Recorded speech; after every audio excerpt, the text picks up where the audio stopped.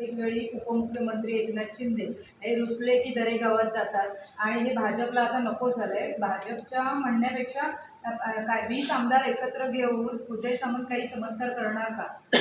त्याच्यामध्ये उदय सामंतांची मास्टरी आहे.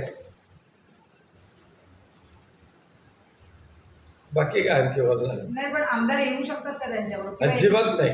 एकनाथ शिंदेची जागा घेऊ शकतात का उदय सामंत? ते आत्ता नाही सांगत, पण संजय राऊत साहेब जे बोलले त्यामध्ये तथ्य आहे, हे काही दिवसानंतर दिसून येईल. शिवसेनेमध्ये नवा उदय होतोय असं देखील म्हटलं जातंय. त्यालाच धरून सांगतो की आत्ता त्याच्यावर मी जास्त नाही बोलणार आहे, पण संजय राऊत साहेब जे बोलले ते 100% खरं आहे.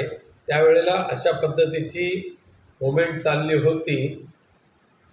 एकनाथ शिंदेना वास लागला की जर आता हे पण नाकारलं, हे पण नाही आणि ते पण नाही होईल, म्हणून झकमारत त्यांना उपमुख्यमंत्रीपद घ्यावं लागलं. नाही, पण भविष्यात पण एकनाथ शिंदेना बाजूला करून उदय सामंत जागा घेऊ शकतात का? याचे काय शिंदे गटाला वाटाण्याच्या अक्षता लावल्या जाणार.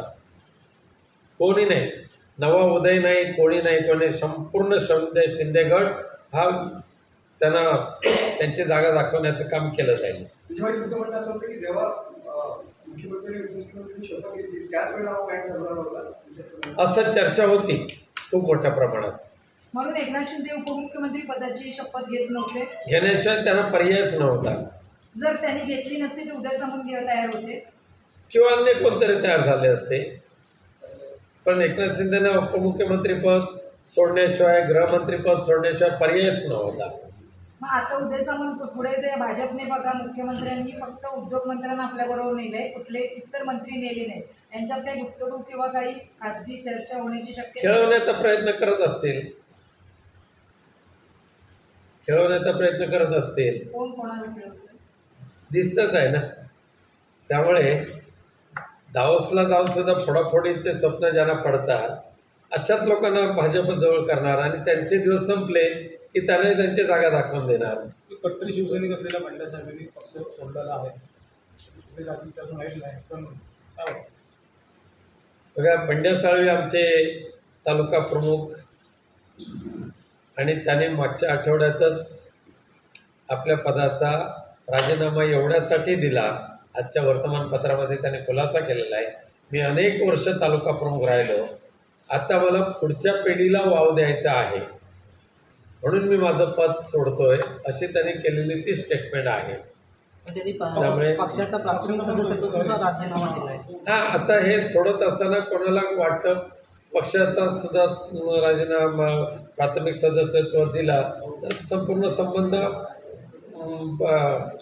संपतात. मग येत्या 24ला बंड्या साळवी शिंदे शिवसेनेत प्रवेश करतील किंवा केलं तर तुमचं काय म्हणणं आहे? आम्हाला फार दुःख नाही होणार, अजिबात दुःख होणार नाही.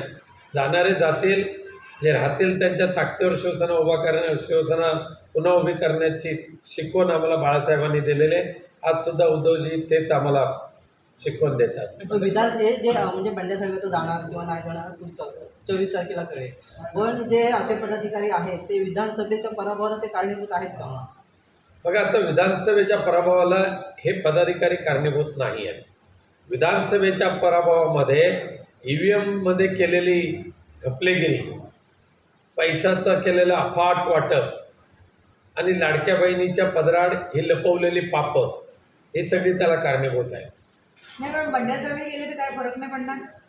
आमचे त्याच्या अधिक निष्ठेने असणारे कडवट शिवसैनिक तेवढ्याच ताकदीने उभे राहतील आणि दाखवून देतील की खऱ्या अर्थाने बाळासाहेबांनी निर्माण केलेली आणि उद्धवजींनी चालू ठेवलेली शिवसेना काय आहे ते. सर, गेल्या अनेक दिवसात जर आपण पाहिलं तर शिवसेना उद्धव बाळासाहेब ठाकरे गटाला कुठेतरी खिंडार पडताना दिसते. लांजा राजापूरमधील काही पदाधिकारी शिंदेच्या शिवसेनेत गेले. राजेंद्र साळवी हे देखील भाजपमध्ये जाण्याच्या चर्चा आहेत. आता रत्नागिरीतील काही पदाधिकारी शिंदेच्या शिवसेनेत जाण्याच्या चर्चा आहेत. नेमकं उघाटामध्ये चाललंय का? बघा, जोपर्यंत गद्दारीला, बेईमानीला खतपाणी घालणारे हे राज्यकर्ते ह्या महाराष्ट्रामध्ये आणि देशामध्ये आहेत, तोपर्यंत ह्या बेईमानी आणि गद्दार लोकांची ही चलबिचल आणि घोडेबाजार चालूच राहणार आहे. पण आपली लोकशाही खूप सक्षम आहे आणि आपली संस्कृतीसुद्धा तेवढीच मजबूत आहे. त्यामुळे गद्दारांना नेहमी गाडण्याचं काम निष्ठेने आणि श्रद्धावंतांनी केलेलं आहे. त्यामुळे ह्या गद्दारांची फार काळजी करण्याची आवश्यकता नाही.